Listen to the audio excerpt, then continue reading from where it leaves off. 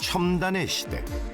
인류는 발전을 거듭했고 첨단 기술이 시대를 이끌어가는 지금 오랜 시간 동안 변함없는 것들이 있습니다.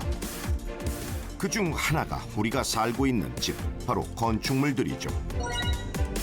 그 재료는 바로 콘크리트. 집에서 태어나 학교에서 학창 시절을 보내고 회사에서 직장 생활을 합니다. 시멘트로 만든 콘크리트에서 말이죠. 대한민국이 걸어온 초고속 성장의 길. 하지만 그 길을 함께 걸어온 시멘트 산업은 어느새 비난의 대상이 되어 있었습니다. 수많은 오명을 뒤집어 쓴 채 우리 바로 곁에서 함께하고 있는 시멘트. 우리가 오해하고 있는 것은 무엇이고 제대로 알아야 할 것은 또 무엇일까요? 오늘 그 시멘트의 본 모습을 들여다보고자 합니다.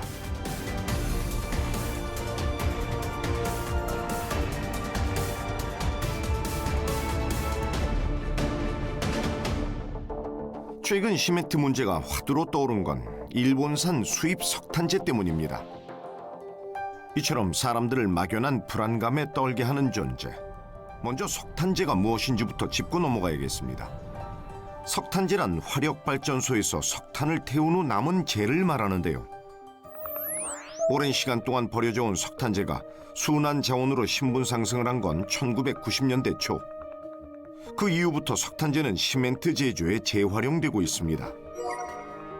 폐기물로 분류되어 온 석탄재지만 재활용이 가능해진 지금 더 이상 폐기물이 아닌 것이죠.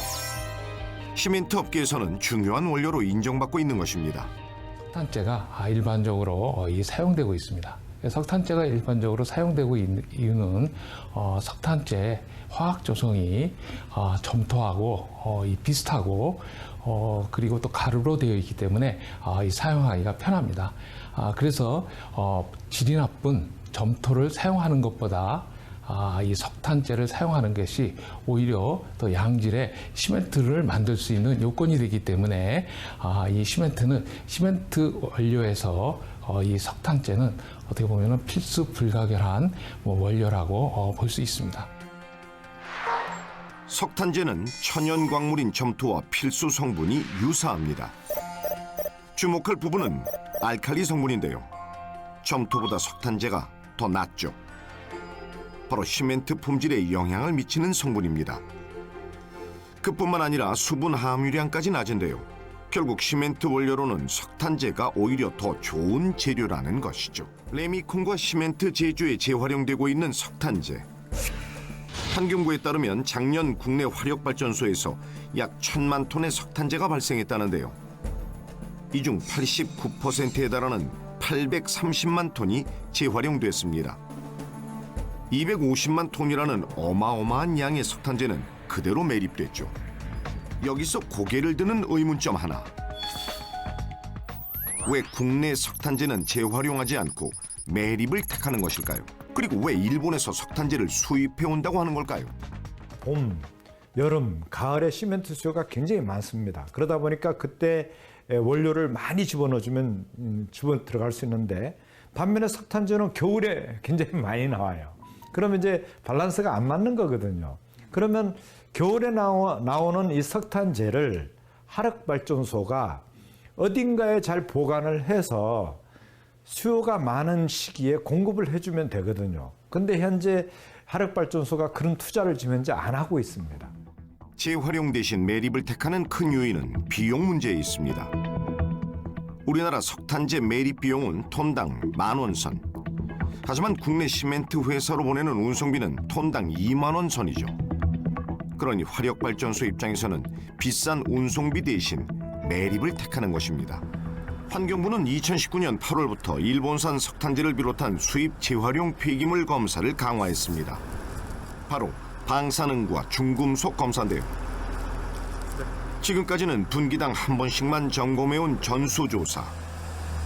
하지만 앞으로 모든 수입 석탄재는 조사를 받게 됩니다. 골고루 채취된 시료는 현장에서 바로 방사선 검사를 받게 됩니다. 과연 결과는 어떻게 나왔을까요?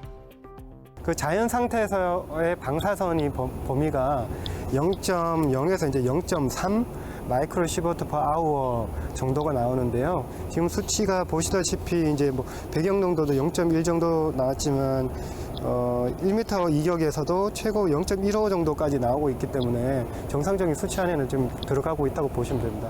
수입 품목이 많은 4대 품목에 대해서 8월 31일부터 강화된 그 조치를 시행하고 있습니다. 석탄재 같은 경우에는 그 중에서도 가장 50%에 달할 정도로 이제 양이 가장 많습니다. 그렇기 때문에 전수조사를 하고 있는데요.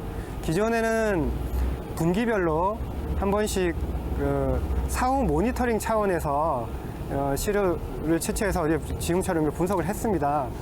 그런데 이제 강화된 조치 이후에는 매 통관시마다 전수조사를 하고 있습니다. 매립 비용이 지금 10,000원밖에 안 되기 때문에 이 매립 비용을 좀 올려야 합니다. 한 3만 원 정도만 하게 되면은 시멘트 회사에서 이 석탄재, 국산 석탄재를 사용해 가지고 일본산을 대체할 수 있기 때문에 우리 국내용을 쓸 수 있도록 해서 매립을 하도록 하는 것을 시멘트 회사에서 가져가도록 하게 하면은 일본산 수입도 않고 그리고 매립도 않고 그리고 시멘트 회사에서는 적정한 조건이 되기 때문에 이 3자 간의 관계를 그렇게 정립해야 한다 생각합니다. 그래서 지난번에 시멘트 회사와 발전회사 간에 협의를 맺었습니다. 일본산 석탄 발전 이 석탄재를 2024년까지 70% 감축하도록 연차적으로 이렇게 협약을 맺었습니다. 석탄재뿐만 아니라 다양한 폐기물들이 순환 자원으로 이용되는 곳, 시멘트 공장입니다. 시멘트 공장 한켠에서는 수많은 폐타이어들을 쉽게 볼 수 있는데요. 이 또한 시멘트를 만드는 데 들어가는 중요한 재료입니다. 핵심 공정의 연료로 쓰이는 순환 자원인 것이죠. 시멘트 산업이 재활용하는 폐기물은 이뿐만이 아닙니다. 폐주물사와 철질 부산물, 합성수지 폐기물에 이르기까지 다양한 폐기물들이 소중한 순환 자원으로 이용되고 있는데요. 그 비중도 점차 높아지고 있다고 합니다. 순환 자원을 재활용한 시멘트가 기존 시멘트보다 오히려 우수하다는 평가를 받고 있기 때문이죠. 원료 공정에서 석회석에 더해 점토와 규석, 철광석을 쓰던 것을 주물사와 슬러지, 석탄재로 대체하고 유연탄 대신 폐합성 수지와 폐타이어를 넣어 순환 자원의 재활용을 이뤄내고 있는 것입니다. 온실가스를 발생시키는 유연탄 대신 순환 자원들을 쓰기 시작하면서 일석이조의 결과를 거두게 됩니다. 제조 원가가 절감되는 효과뿐만 아니라 온실가스 감축 효과까지 누리게 된 것이죠. 이 제품은 일반적으로 소각이 된다든지 소각장에서 이 감량화의 목적으로 쓰인다든지 소각장에 매립이 된다든지 이런 형태로 이제 자원의 가치가 없이 쓰이고 있습니다. 근데 시멘트사에서는 이 무용한 가치를 유형의 가치로 바꾸는 열원으로서 사용하는 그런 형태로 운영을 하고 있는 거예요. 국내 시멘트 기업들이 2018년 재활용한 순환 자원은 700만 톤을 넘어섰습니다. 폐타이어를 처음 순환 자원으로 사용했던 1997년 이후 22년 만의 일이죠. 이 수치는 집계를 시작했던 2013년 사용량과 비교하면 5년 만에 46%나 증가한 결과이기도 합니다. 야적장에서 운송된 그 타이어가 시멘트 소속로까지 와서 이제 최종적으로 투입이 되면서 시멘트 소속로에 들어가고 그 안에서 열이 발생해서 완전 연소가 되면서 이 타이어 중에 철심 같은 경우는 시멘트 원료가 되고 합성 고무는 석탄을 대체하게 됩니다. 시멘트 제조 시설의 핵심 설비는 무엇일까요? 바로 이 소속로입니다. 일반 소각장에서 폐합성 수지를 태우면 유해물질이 배출되죠. 그런데 소속로에서는 완전 연소가 이루어져서 유해물질이 나오지 않는다고 합니다. 그 이유는 소속로의 온도 때문인데요. 폐기물을 처리하는 데 있어서 고온의 조건이 안정적으로 유지가 되면은 오염 물질은 고온에서 충분히 파괴 혹은 분해가 되는 특성을 가지고 있고요. 두 번째로는 시멘트라고 하는 물질의 특성상 잔류하는 중금속 등의 오염 물질도 시멘트에 흡착이 되기 때문에 그 유해 물질들이 환경에 유출될 가능성은 낮아진다라고 하는 것이죠. 시멘트에 발암 물질이 있다. 아토피에다 새집 증후군을 유발한다. 각종 소문이 빠르게 번졌는데요. 하지만 시멘트의 방사능 성분을 분석한 조승현 교수의 연구 결과는 소문과는 달랐습니다. 여러 가지 방사능을 분석을 했습니다. 우라늄, 라듐, 그다음에 뭐 세슘 이런 그런 것들을 분석했더니 그 결론치는 그 방출량이 여기 뭐 복잡한 숫자는 표현되어 있지만은 그 평균값이 우리 국민들이 알고 있는 148보다 훨씬 작은 한 뭐 28. 우리 권고 기준이 148 여기 써 있죠. 28 이내고 뭐 독일 기준보다도 독일 기준은 200 베크렐 퍼 킬로그램인데 여기서는 뭐 한 29 정도 뭐 정도밖에 안 났다는 결과들입니다. 시멘트 속 중금속에 대한 우려는 어떨까요? 시멘트의 중금속 수준은 놀이터 모래와 비교해 5분의 1 수준에 그치는 정도라고 하죠. 이처럼 중금속에 대한 우려로 시작된 조사도 있었습니다.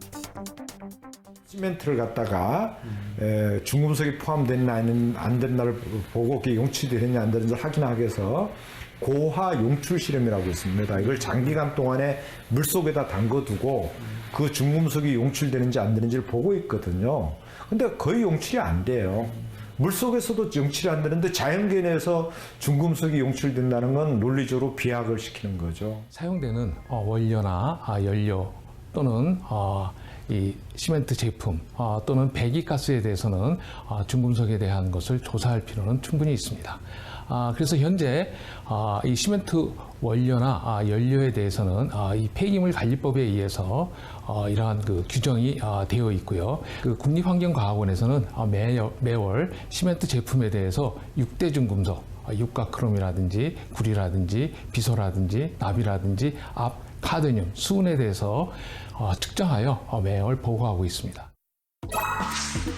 해외의 경우는 어떨까요? 폐기물 연료 사용은 시멘트 산업이 환경 훼손 산업이라는 부정적인 인식을 바꾸는데 큰 역할을 했습니다. 유럽 시멘트 협회가 중심이 된 시멘트 업계는 폐기물을 연료로 사용하면서 환경 친화적 공정을 강조했죠.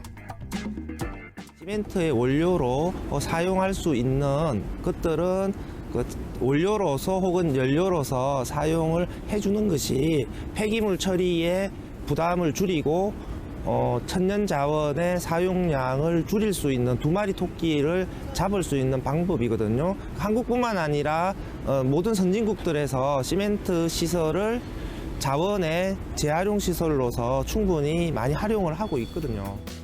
우리나라의 순환자원 재활용 규모를 보면 아직 걸음마 단계라고 해도 과언이 아닙니다. 독일 등 해외에선 30여 년 전부터 시멘트 기업이 순환자원 활용에 앞장서 왔는데요. 독일은 국가별 순환자원 연료 대체율이 2015년 기준 65%에 달합니다. 우리나라는 2017년 기준 18%에 그쳤죠.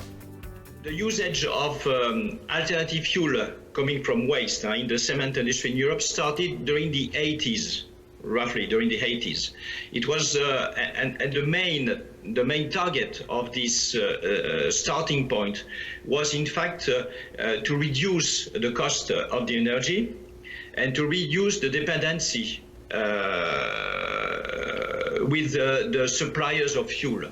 And now almost all the cement plants in Europe are using alternative fuel. 새로운 소각시설을 질 게 아니라 우리가 지역사회랑 같이 윈윈한다는 관점에서 그 지역 내 지자체 폐기물을 이쪽에서 우리 시멘트에서 수용을 좀 해서 저렴하게 처리를 해주면서 또 거기서 얻어지는 어떤 그 뭐라 해야 되나 그 이익이라든가 영리 뭐 이런 것들은 지역사회에다 또 환원시켜주는 그런 어떤 뭐 프로세스를 좀 가질 필요성이 있다. 이와 같은 순환자원 재활용을 효과적으로 해나가기 위해서 필요한 것은 무엇일까요? 바로 제도적 장치일 겁니다. 그렇다면 우리보다 앞서 순환자원 재활용을 성공적으로 해내고 있는 해외의 경우 어떤 관련 정책들을 마련하고 있을까요? 1996년 독일은 자원순환 및 폐기물의 친환경적 관리 보장법을 도입합니다. 이외에도 지속적으로 관련 제도를 마련했죠. 결국 독일은 시멘트 산업 연료 대체율이 16배 증가하는 결과를 거둬냈습니다. 30여 년 만의 일이었죠. 우리나라는 처분 부담금을 도입 추진 중인데요. 이미 이와 비슷한 매립세를 도입한 국가도 있습니다. 1990년에서 2009년 사이 일찌감치 매립세를 도입한 나라들. 그들은 사실상 매립 제로화 달성에 성공했죠. 현재 매립세를 도입하고 있는 국가는 빠르게 확산되는 추세입니다. 에너지의 97%, 광물 자원의 90%를 수입에 의존하는 대한민국. 우리에게 자원의 재활용은 선택이 아닌 필수라는 뜻이겠죠. 선진국에서는 이미 오래전에 핵심 과제로 결정된 순환자원 재활용. 이제 우리는 순환자원에 대한 순기능을 제대로 알아야 할 때입니다. 근거 없는 오해와 편견을 걷어버리고 말이죠. 순환자원이 시멘트로 새롭게 재탄생되는 순간 우리 환경의 수명은 그만큼 늘어나 있지 않을까요?